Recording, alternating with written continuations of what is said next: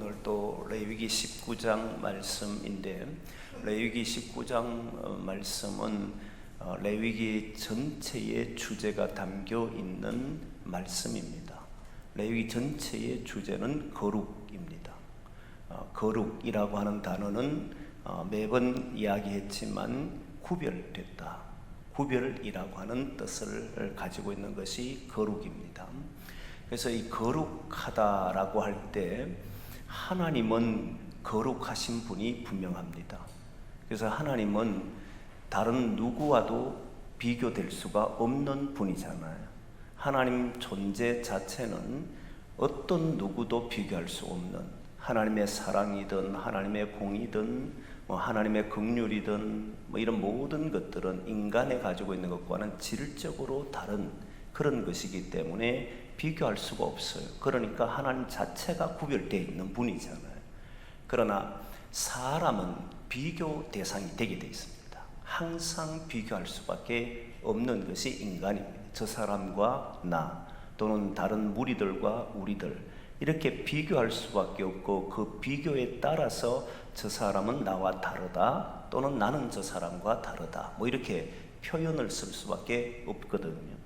그래서 인간은 구별될 수밖에 없습니다. 비교할 수밖에 없어요. 그런 속에 사는 인간에게 하나님이 거룩하기 때문에 너희도 거룩하라, 이렇게 말씀했단 말입니다. 근데 이 내용이 잘 드러내는, 어떻게 사는 것이 거룩한 것인가 라고 하는 부분을 가장 잘 증거하는 부분이 이 레위기 19장 내용의 말씀이에요. 사실 레위기 19장의 말씀들을 보게 되면 그 사람들의 삶의 형편 또는 지위, 위치, 그가 가지고 있는 것 없는 것, 현재 주소가 어떠한 것, 이런 것으로 구별점을 잡고 있지는 않습니다. 그가 부자이냐 가난한 자이냐, 그가 지위가 높으냐 낮으냐, 그가 사회적으로 성공했느냐 안 했느냐, 이런 것으로 구별되지 않는다는 거예요. 우리는 구별하면 나는 부자, 저 사람은 가난한 사람, 나는 성공한 사람, 저 사람은 그렇지 않은 사람, 이런 것을 통해서 어떻게 생각하냐면 나는 하나님께 복을 받은 사람, 저 사람은 하나님께 복을 받지 못한 사람, 이렇게 자꾸 이런 형태로 구분을 지으려고 애를 씁니다. 하지만 오늘 레위기 19장에 있는 내용, 지난 시간에 일부를 이야기했고 오늘도 일부를 이야기하겠고 다음 주도 일부를 이야기할 겁니다. 이 내용에서 보면 하나님께서 구별하라라고 하는, 거룩하라고 하는 것은 네가 어떤 형편에 있느냐라고 하는 것이 아니라 너는 어떤 삶의 자세를 가지고 있느냐, 실제 삶의 자세를 보고 문제가 일어났을 때 삶의 방법을 보고 그 결정하는 태도를 보고 구별된다라고 이야기하는 거예요. 그가 가지고 있는 현재의 주소를 보고 말하는 것이 아니고 네가 있는 삶의 형편에서 너는 어떤 자세를 가지고 살아가느냐, 너는 어떤 태도를 유지하고 있느냐, 이게 구별 짓는 방법이라는 겁니다. 오늘 또 한 통의 전화를 받는데 교회를 다니지 않는 분인데 이분은 원망이 가득해요. 교회를 다니고 실망을 했다는 겁니다. 그러면서 하는 이야기가 교회 다녀도 별반 소용이 없습니다. 우리의 부모님은 그렇게 신앙생활 잘하는데도 사실은 달라지는 거 없습니다. 그런 이야기들을, 원망을 막 쏟아내요. 그래서 실제 교회 갔는데 사람들이 나를 차별합니다. 그게 무슨 교회입니까? 이런 형태로 이야기를 합니다. 이런 것을 보고 교회가 다르다고 생각했는데 가보니까 똑같더라라고 하는 이야기인 거잖아요. 다른 종교와 다른 줄 알았는데 가보니 거기에도 잘 사는 사람 있고 못 사는 사람 있고, 거기에도 아픈 사람 있고 건강한 사람 있고, 다른 거와 뭐가 다릅니까? 구별된 게 뭡니까?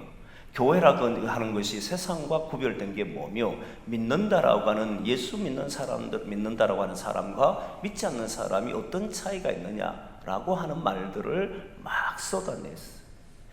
이 사람이 생각하는 것은 무엇이냐면 결국 믿는 사람들은 하나님이 축복을 하고 그리고 그는 가난에서 벗어나고 질병도 걸리질 않고 문제도 기도했을 때는 해결되고 그리고 모든 일들은 형통하게 진행이 된다라고 하는 것을 믿는 사람들이 세상과 구별된다라고 생각하는 거지요.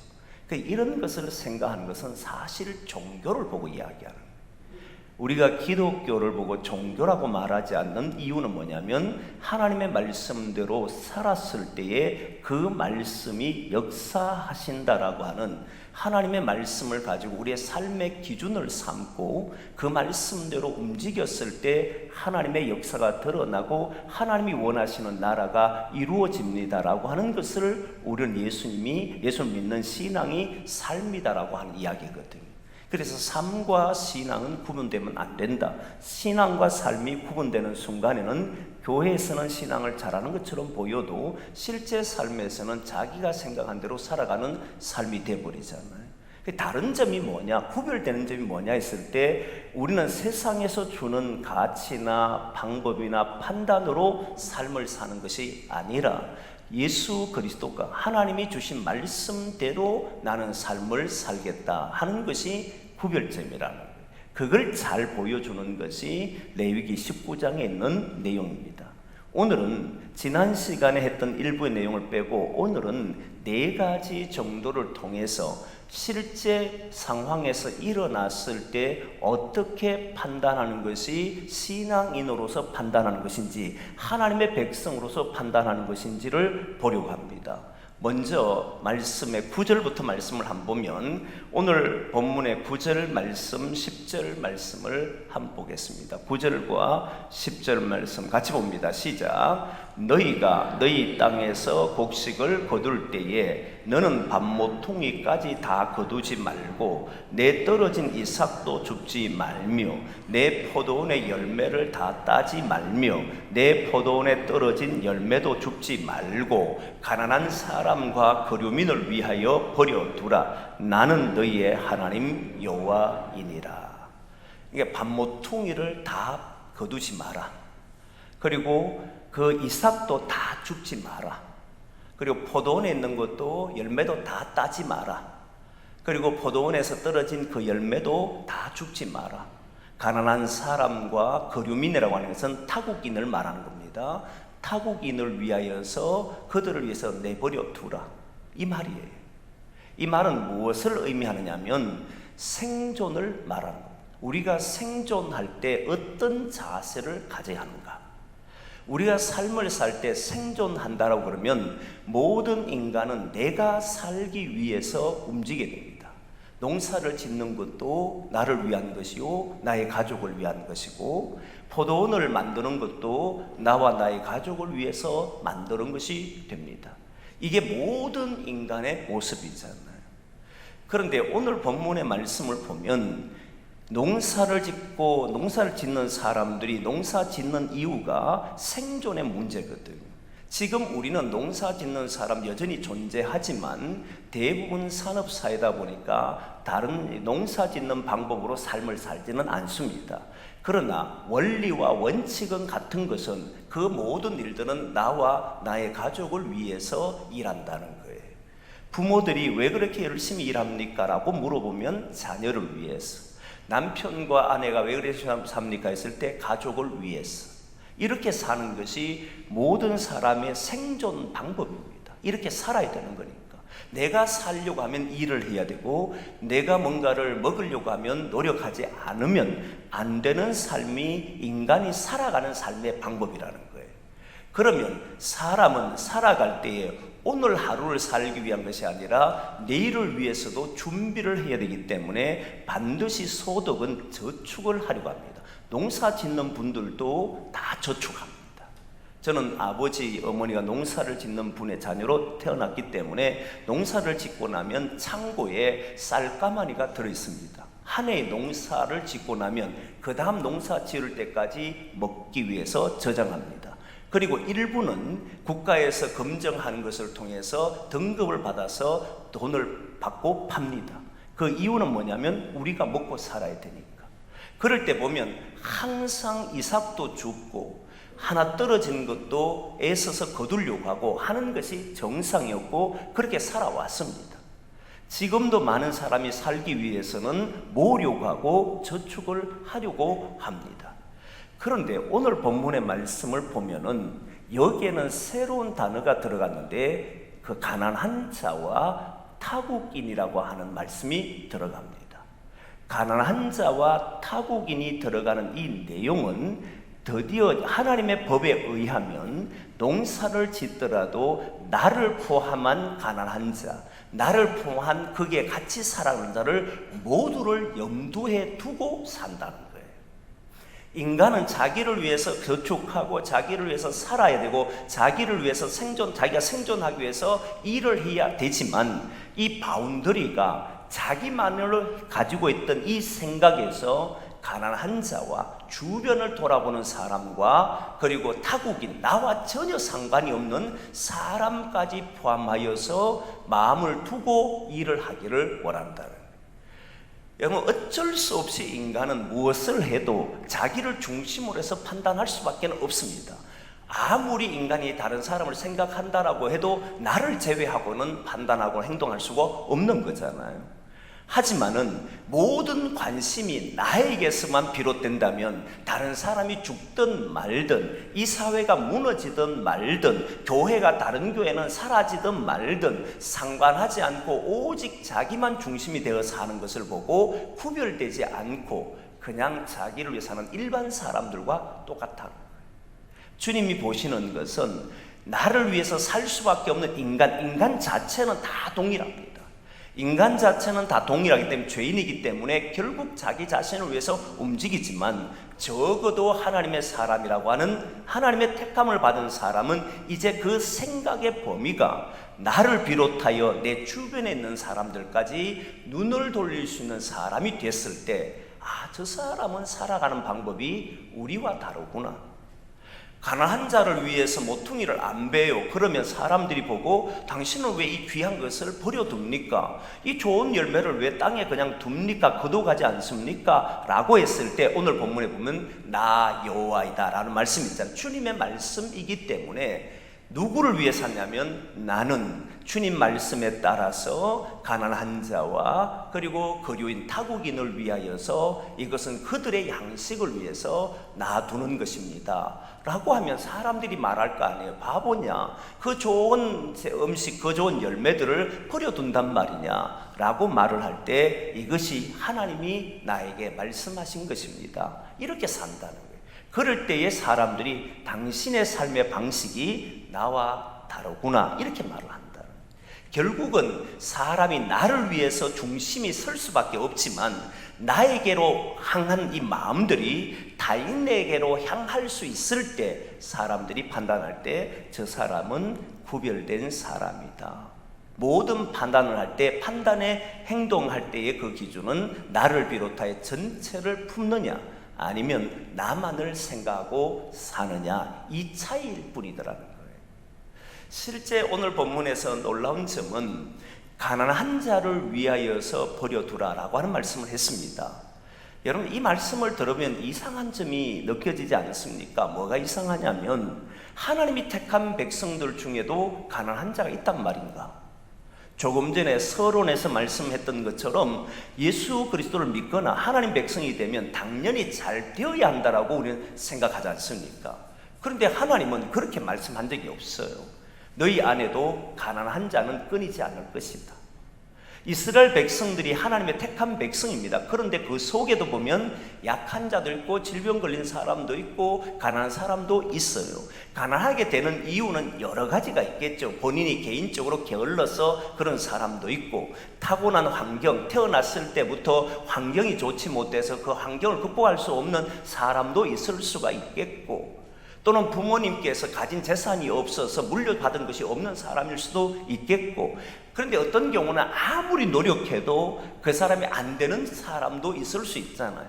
다양한 방법으로 가난하게 될 수밖에 없는 형편인 사람도 있어요. 그런데 이런 사람이 믿는 사람이나 하나님 백성이 아닌 사람만 있는 게 아니고 하나님의 백성들 속에도 있더라는 겁니다. 그런 사람도 있더는. 그런 저는 처음에 이런 말씀들을 볼 때에 참 이해되지 않은 것이 어떻게 하나님의 백성들에게도 이런 가난한 자가 있을까? 이들이 기도하면 이들이 하나님 말씀대로 살면 가난에서 벗어날 텐데 라고 생각했는데 성경은 언제나 가난한 자는 끊이지 않는다는 이유가 뭐냐면 바로 인간이라고 하는 자체입니다. 인간은 더위와 추위와 그리고 아픔과 고통에서 벗어나지는 어렵습니다. 모든 인간은 여기에서 살아갑니다. 어떤 사람은 물질적으로 많은 사람도 있지만 어떤 사람 마음이 가는 사람도 있고 어떤 사람 몸이 건강한데 돈은 많은데 몸이 불편한 사람도 있고 다양하잖아. 그래서 모든 인간이 살아가는 주님 오실 때까지는 각자가 삶의 형편에서 이런 때도 있고 저런 때도 있을 수밖에 없습니다. 그게 인간이니까. 그런데 그런 인간이 살아갈 때 항상 보면 자기를 중심으로 해서 사는데 하나님께서는 농사를 짓더라도 뭘 하더라도 가난한 자들을 먼저 생각할 수 있는 사람, 이제 모퉁이에 물 벤다라고 이야기하는 말은 추수할 때잖아요. 추수할 때 나는 그 추수하는 것이 나만이 아니라 가난한 자를 위해서 남겨두겠노라. 이 한 사실 자체만 해도 하나님께서는 너는 다른 사람들과 구별된다 이 말이잖아요.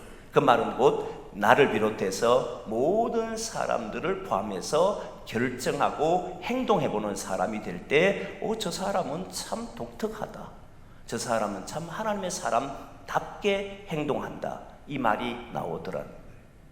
그리고 타국인을 위해서 남겨둘 수 있다는 것은 사실 더 귀한 일이죠.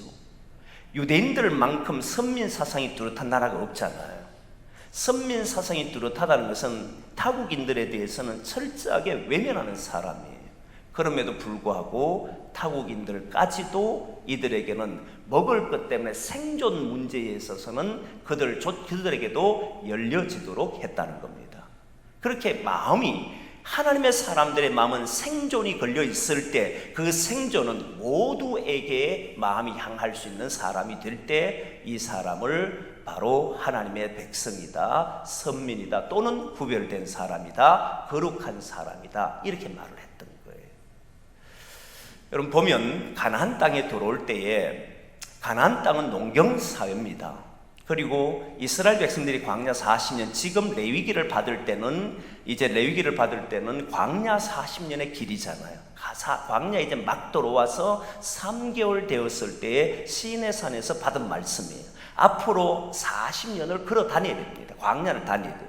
이때 주업이 뭐냐면 목축업입니다. 농사를 지어본 적이 없어요. 그러면 당연히 가나안 땅에 들어가면 농사를 짓고 났을 때에 이제 농사를 거두었으니까, 이 말씀을 받았으니까 그래 이 말씀대로 가난한 자와 그리고 타국인을 위해서 밭모퉁이도 베지 말고 포도원에 있는 열매도 다 따지 말고 거기에 떨어진 열매도 두자라고 했을 때 쉽게 지킬 수 있을 것 같습니까? 어떨 것 같아요?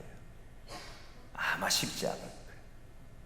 농사라고 하는 것이, 특별히 농사 짓는 가나안 땅은 어떤 땅이었냐면 석회질이 많은 땅이어서 애굽과 다른 땅이었습니다. 애굽에서 경험한 것은 농사를 지을 때에 나일강이 범람하면 거기에는 가서 씨만 뿌리면 되었기 때문에 수고하는 것이 적었습니다. 그런데 가나안 땅은 내가 수고하지 않으면 먹을 수 없는 땅이에요. 물도 그때그때 바로바로 하지 않으면 그게 문제가 되는 곳이에요. 여러분 한 번은 농사를 지을 때에 물이 정말 중요하잖아요. 모내기를 하게 되면 같은 동네 사람들은 거의 동시에 모내기 합니다. 같은 지역이다 보니까. 그러면 모내기를 하게 되면 물을 대야 되는데 물이 부족 현상이 일어나요. 그럼 밤에 가서 물을 대는 사람 이렇게 한단 말입니다. 그럴 때 보면 물 때문에 이웃 간의 다툼도 막 벌어져요. 우리 집에 물을 댔는데 가보니까 옆집에서 물을 막아 뿌리고 자기 집으로 물을 대고 이렇게 해서 싸움을 벌여요. 그런데 믿는 사람이 먼저 물을 대라 이렇게 한다는 게 이 물 부족이 있을 때 쉽지 않다는 겁니다. 물이 풍요로우면 얼마든지 해요. 가뭄이 있을 때 그렇게 할 수 있느냐? 이게 쉬운 결정이 아니에요. 그럼에도 불구하고 믿는 사람들이 저 사람과 나를 동시에 생각해서 당신도 살고 나도 사는 일을 택한다라고 하는 것은 이건 세상 사람들이 할 수 없는 행동들을 하는 겁니다. 물론 마음이 착해서 그런 사람도 있겠지만 생존이 걸려버리면 마음이 착하다는 거 쉽지가 않습니다. 그렇잖아요. 생존이 걸리면 사람은 이상해지는 경우가 많아요. 그럼에도 불구하고 아무리 어렵고 힘든 시간이라 할지라도 모든 생존권이 걸려 있을 때에 나만이 아니라 내 이웃도 같이 살 수 있는 길을 택한다는 것은 이건 택한 사람의 모습이고 거룩한 사람의 모습이라는. 그러면 가나안 땅이 실제로 그런가 한번 보겠습니다. 신명기 11장 말씀을 한번 볼까요? 11장 10절 11절 말씀을 한번 보겠습니다. 같이 봅니다. 시작.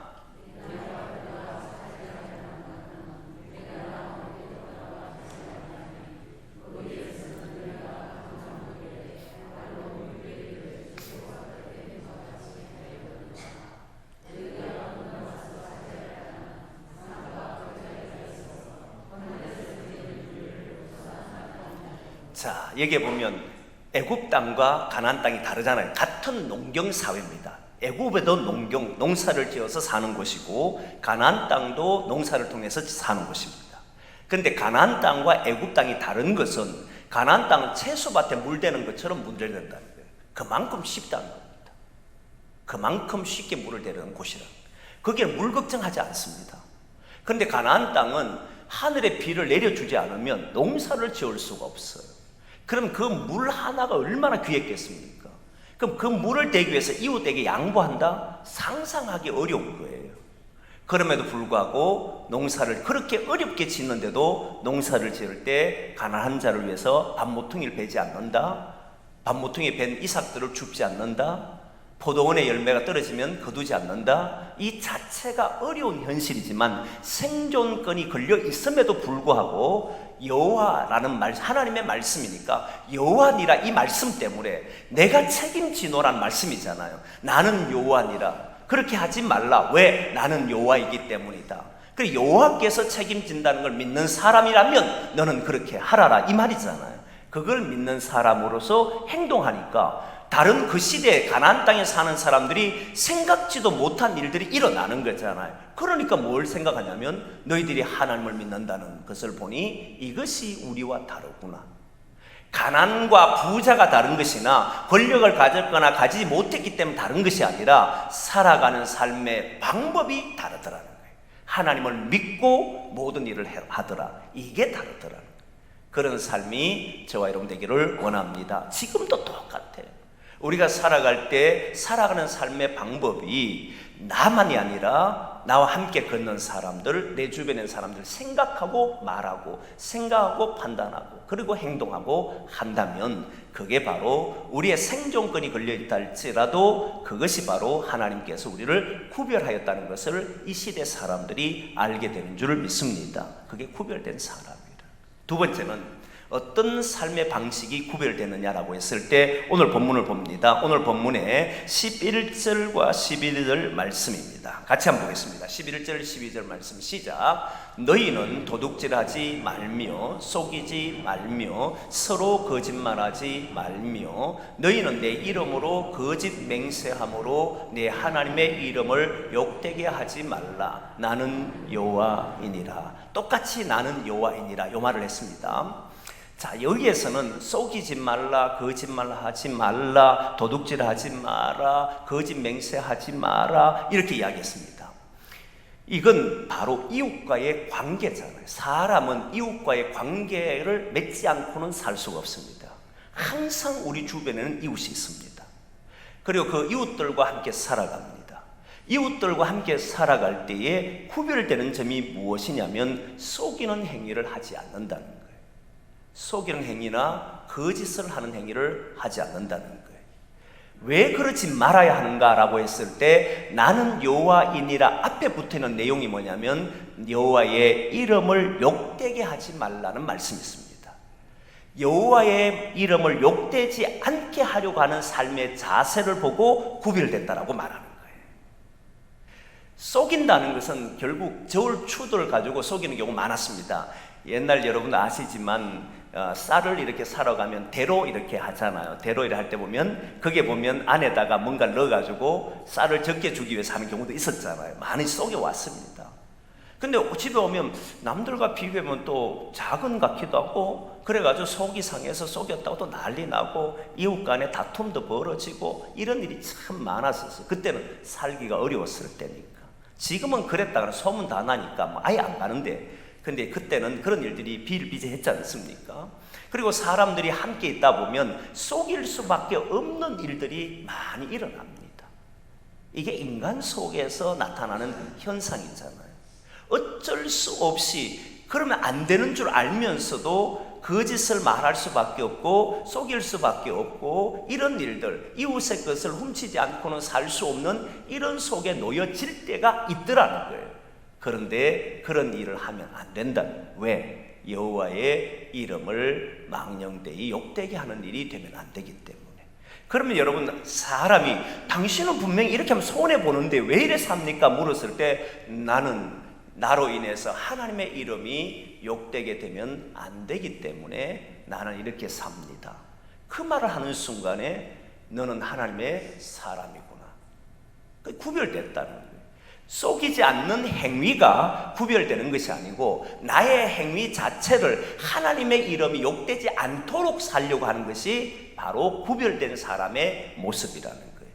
세상 사람들 속에도 정직한 사람 있고, 정말 깨끗한 사람 있고, 도둑질하지 않고 사는 사람이 있습니다. 그런데 우리는 왜 그래야 되냐면, 하나님의 이름이 욕되면 안 된다는 거예요. 여러분, 우리의 삶이라고 하는 것은, 우리가 예수 그리스도를 믿었을 때 믿는다라고 하는 것은, 이제부터는 저와 여러분의 모든 행위는 관계가 형성이 됐는데 하나님과의 관계가 형성이 되어버렸어요. 그래서 내 말 한마디는 하나님의 이름이 영광을 받을 건가, 아니면 욕되게 될 것인가? 나의 행동이 하나님을 영화롭게 할 것인가, 아니면 하나님의 이름이 욕되게 할 것인가? 다 여기에 관련되어 있어요. 우리는 그걸 알잖아요. 우리가 잘못했을 때 네 아버지가 누구냐라고 물을 때가 있잖아요. 이때 내 행동이 아버지와 연결되어 있다는 걸 알지 않습니까? 우리는 이웃들과 함께 살아갈 때 바로 옆에 있는 사람이 우리를 봅니다. 바로 옆에 있는 사람이 우리의 말을 듣고 우리의 행동을 보게 됩니다. 그때 우리의 모든 행동이 판단할 때, 그 결정을 할 때, 그 말을 할 때 하나님의 이름이 욕되게 되지 않도록 행동하려고 하고 말을 하려고 한다면 그 사람이 구별되어 있다, 이 말이에요. 자기가 하고 싶은 말을 하고 하고 싶은 행동을 함으로써 살아가는 게 아니고, 내가 정직하기 때문에 나는 정직함을 사는 삶이, 그게 하나님을 영화롭게 하는 것이 아니고, 하나님을 영화롭게 하기 위해서 나는 속일 수 있는 사람이고 거짓을 할 수 있는 사람이지만 그렇게 살지 않겠노라라고 하고, 그 순간에 섰을 때라도 하나님 때문에 절제할 수 있는 사람이 될 때 그 사람을 보고 우리는 구별되어 있다, 이 말이에요. 그렇지 않습니까? 네 왜 그렇게 사느냐? 나로 인해서 하나님이 영광을 받으셔야 되니까. 억울하지 않느냐? 아니, 하나님께서 나에게 그렇게 원하시니까. 그게 우리의 삶의 판단의 기준이고, 그것이 우리를 구별하게 하더라는 겁니다. 그 모든 삶이 하나님의 이름에 욕되느냐 영광되느냐, 이 기준에 따라서 행동하시는 것을 말하는 거예요. 저와 여러분들이 우리의 입술과 행동이 하나님께 영광이 되기를 소망합니다. 여러분들은, 저는 하나님을 이제 떠나서는 관계가 있을 수가 없어요. 사람들이 우리 모습 보면 당연히 믿는 자, 다 그렇게 말합니다. 너는 교회를 다니는 사람, 당연히 말합니다. 이제부터는 그 행동이 주님 이름 때문에 할 수 있기를 바랍니다. 그게 주님이 기뻐하는 구별된 사람이다. 세 번째, 오늘 세 번째 구별된 사람의 행동은 이제 13절과 14절 나오는 말씀입니다. 같이 보겠습니다. 시작. 너는 내 이웃을 억압하지 말며 착취하지 말며 품꾼의 싹을 아침까지 밤새도록 내게 두지 말며 너는 기먹은 자를 저주하지 말며 맹인 앞에 장애물을 놓지 말고 내 하나님을 경외하라. 나는 여호와이니라. 여러분, 여기에 나오는 이것을 보면 뭘 알 수 있냐면, 내 이웃을 억압하지 마라, 착취하지 마라, 품꾼의 싹을 아침까지 두지 말고 밤새도록 두지 말고 품꾼의 싹을 줘라, 이 말이잖아요. 그 다음에 앞을 보지, 기먹은 사람을 저주하지 말고 앞을 보지 못한 사람에게 장애물을 놓지 말라. 어떤 사람일 것 같습니까? 가진 자입니다. 힘 있는 자, 줄 수 있는 자, 능력 있는 자. 살아가다 보면 내가 줄 수 있는 위치에 있을 수가 있고, 내가 다른 사람의 것을 착복할 수 있는 위치에 있고, 힘이 있어서 다른 사람을 억압할 수 있는 위치에 있는 사람이 있습니다. 여러분, 가장 간단한 것은, 가장 가까이는 부모입니다. 그렇지? 부모들은 자녀들을 아프게 할 수도 있습니다. 그래서 자녀를 노엽게 하지 말라, 그렇게 이야기해요. 자기 힘으로 누군가를 누를 수 있는 사람이 되면 안 된다는 거예요. 자기의 권력으로 누군가를 억압할 수 없다는 거예요.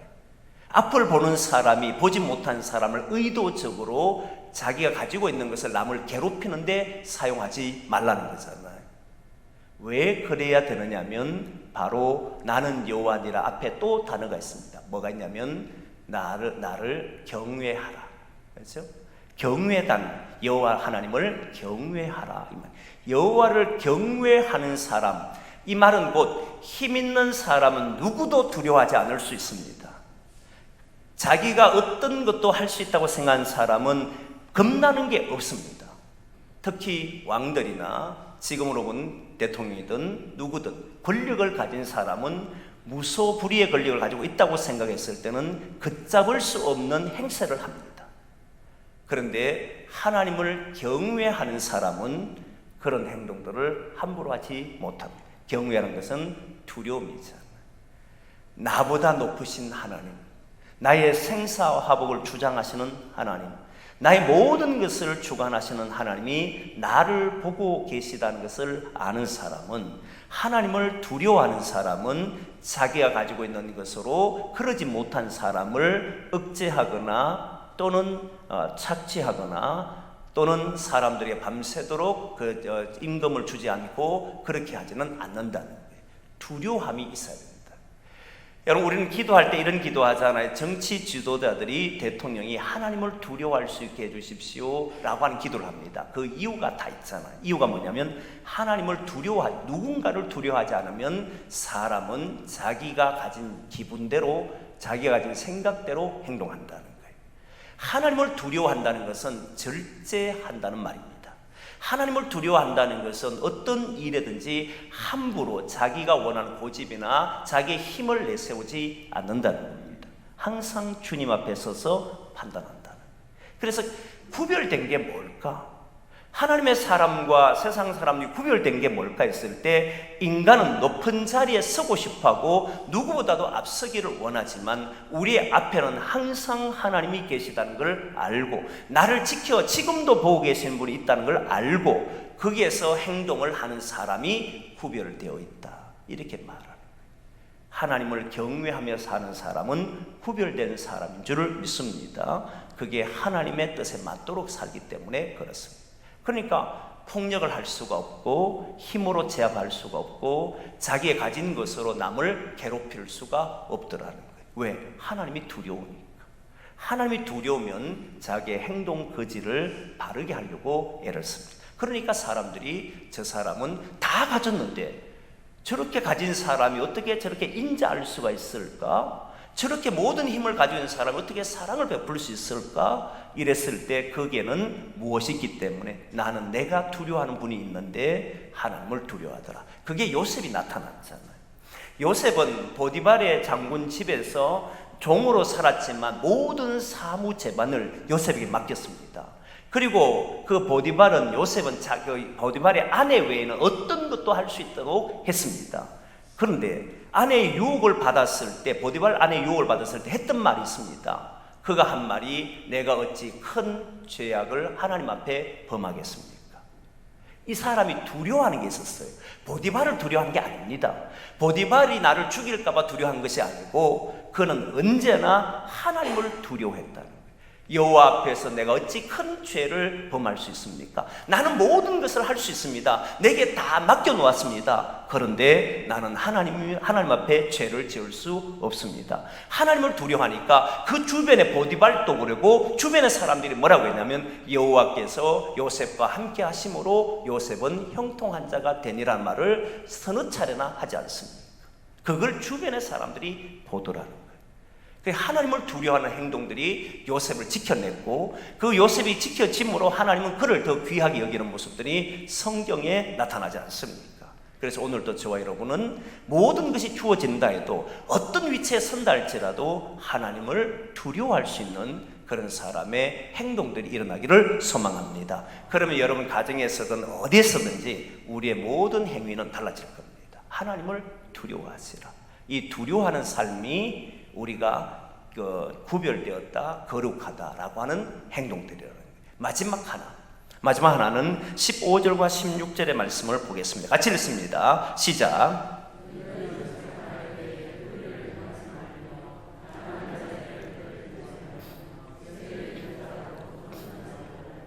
공의로 사람을 재판할지며 너는 내 백성 중에 돌아다니며 사람을 비방하지 말며 내 이웃의 피를 흘려 이익을 도마지 말라. 나는 여호와이니라. 아멘. 이 문제는 재판 문제입니다. 재판이 참 재밌는데요. 지금 뭐 우리나라 사회도 좀 그렇지만 재판할 때 저는 이 말씀이 참 오늘 은혜도 많이 되고 실제 예전에 이 말씀을 볼 때마다 마음에 늘 가지고 있는데, 사람이라고 하는 게 정으로 살 때가 많잖아요. 특히 우리나라 사람은 정이 있다 보니까 약한 사람을 괜히 돕고 싶은 마음이 생겨요. 그렇잖아요. 약한 사람은 좀 두둔해주고 싶고 잘못해도 덮어주고 싶고 이런 경우가 있잖아요. 근데 오늘 본문을 보면 약한 자라고 그러죠. 가난한 자라의 편을 들지 말라. 가난한 자라고 해서 편을 들면 안 돼요.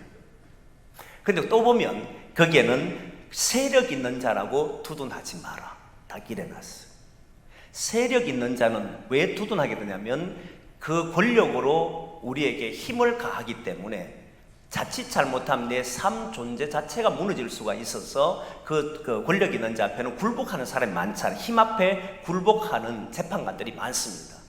그리고 돈 앞에 무너진 사람도 많습니다. 대부분은 돈과 힘 앞에 무너지거든요.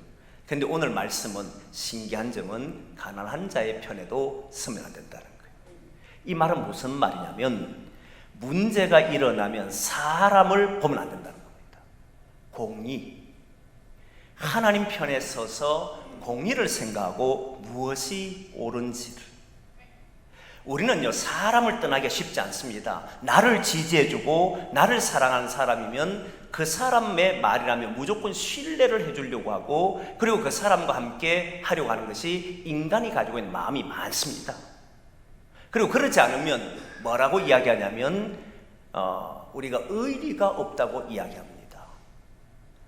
기독교는 의리를 찾는 게 아닙니다. 의리는 있어야 돼요. 그러나 불의 앞에 의리를 찾는 게 아닙니다. 오히려 진정한 의리는 불의 행하는 자를 바로 잡아줄 수 있는 사람이 저는 의리 있는 사람이라고 생각합니다.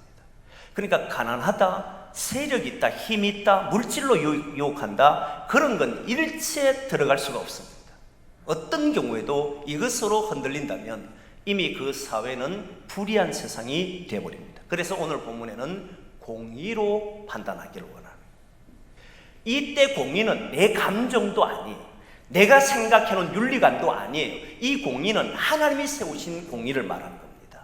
인간은 자기가 세운 공의를 가지고 말하면 굉장히 무서워집니다.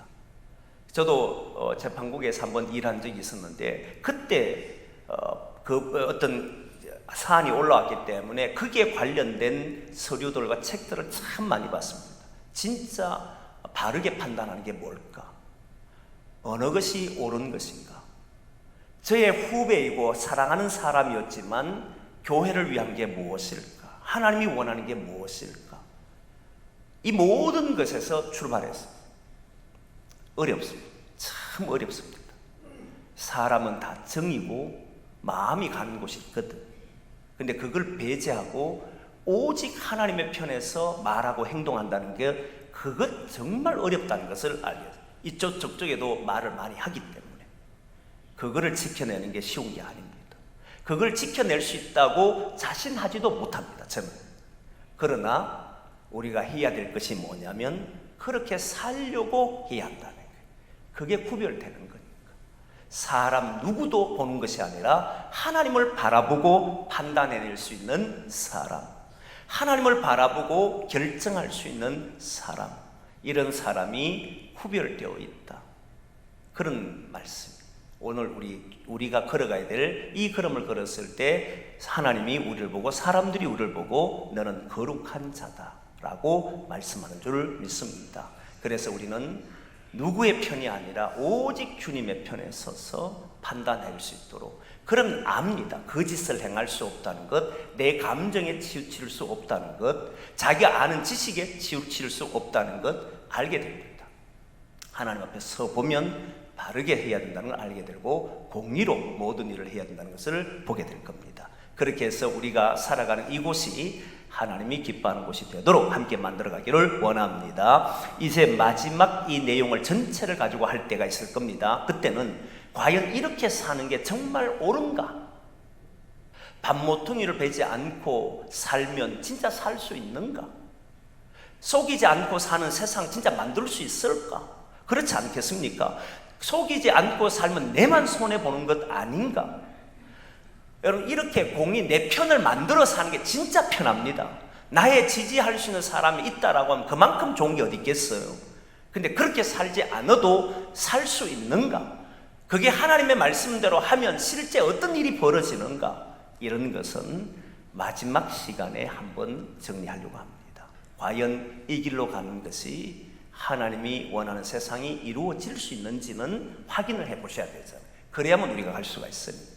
그건 마지막 시간에 하려고 합니다. 오늘은 저와 여러분들이 생존권이 걸려 있을 때, 또는 힘이 있을 때, 재판이 있을 때, 그리고 우리가 걸어가는 모든 삶에 서로 이웃과의 관계 속에 있을 때 언제나 하나님 편에 서서 결정해보고, 그리고 하나님께서 원하시는 하나님의 이름을 영화롭게 하기 위해서 살아보려고 애쓰는 그런 성도가 되기를 소망합니다. 우리 같이 한번 통성으로 기도하겠습니다.